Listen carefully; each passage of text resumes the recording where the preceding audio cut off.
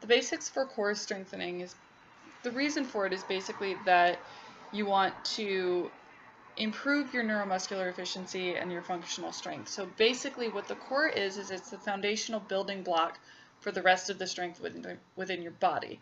If you don't have a strong core, then you're not going to be moving at your most efficient, and your lifts aren't going to be at their most powerful if you're lifting or whatever you want to do. So in order to have a good basic foundation of strength, you need to make sure that your core is strong as well. And that's why we train core, and that's why we go through the process of stabilization, strength, and power in order to build the muscles. So the first exercise is a hollow body hold. So to perform a hollow body hold, it's a core stabilization exercise. You reach for your toes and then extend outwards with your hands going back and your legs going down so that you're forming a U shape. And you hold this position for as long as you can, bracing your core and pressing your lower back into the ground.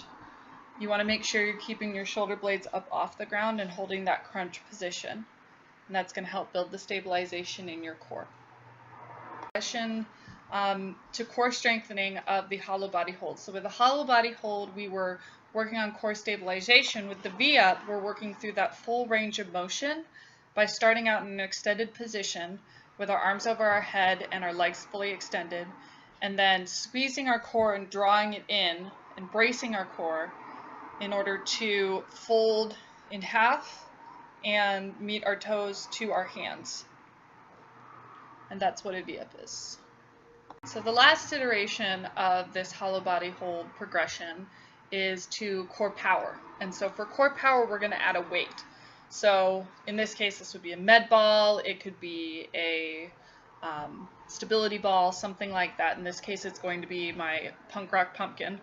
And what this weight is going to do is it's going to force the upper body and the lower body to work harder when they're in the V-up motion, which is going to create more power and more torque in the core, making it stronger and more powerful. The first exercise for this progression is a two-leg floor bridge hold, or what I call a glute bridge hold. So for this exercise, you start with your feet flat on the ground, your legs at about 90 degrees, and then you lift your hips up into the air and hold that position as long as you can, bracing your core and squeezing your butt. You need to make sure that you reset that position consistently throughout the motion so that you don't end up with your hips drooping. And this is going to help build the core muscles and also activate the hamstrings and the glutes. The next exercise in the progression is moving to core strength. So we started with the glute bridge, and now we're going to do a glute bridge with a march. So we're still having that hold element of holding our hips up as high as we can, but we're going to add a march with our legs, holding them at about 90 degrees in order to engage our core muscles and work the hip musculature, the glutes, the hamstrings, more so.